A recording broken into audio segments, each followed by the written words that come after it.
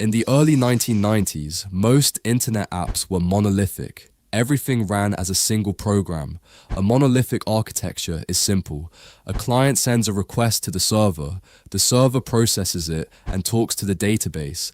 Then it sends the response back to the client. This is familiar, but let's take a closer look.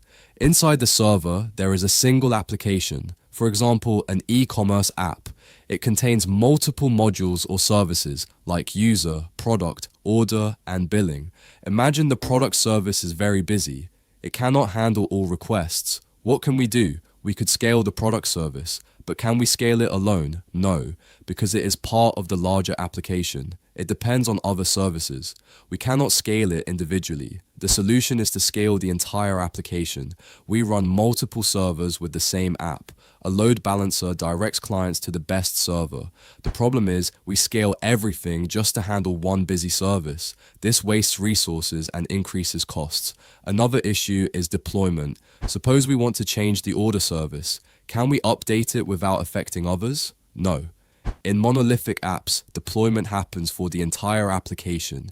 This can cause downtime. In short, monolithic architecture is easy to develop.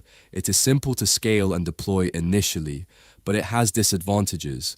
Maintenance becomes harder as the application grows. The app size increases startup time. Updating a single service requires redeploying the whole application. Modern applications are expected to run continuously.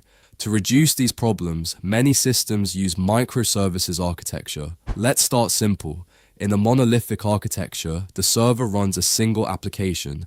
All features live inside the same codebase. In a microservices architecture, the structure is different.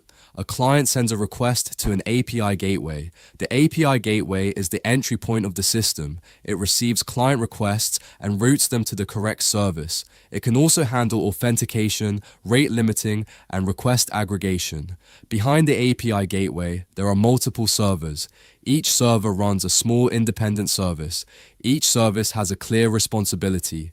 For example, user, product, order, or billing. Services are developed and deployed independently. Changing one service does not affect the others.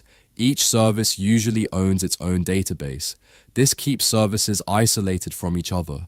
Sometimes these databases are physically separate, but in many systems they are logically separated. For example, multiple services may share the same database server. However, each service uses its own schema or logical boundary. This still keeps data ownership clear. Microservices also need to communicate with each other. This communication happens through well-defined APIs or messaging systems. Some common approaches are RPC, message brokers, and event streaming. RPC allows one service to call a function in another service directly. It works similarly to a remote method call. A message broker acts as an intermediary. Services send messages to the broker, and other services consume them asynchronously. Event streaming allows services to publish events continuously. Other services can subscribe and react to these events in real time. Now let's talk about one of the most important features of microservices. Suppose we want to make a change in the user service. A service can contain multiple internal components or modules. For some reason, we may need to update one of them. When a component inside the user service changes, only the user service may be affected during that time.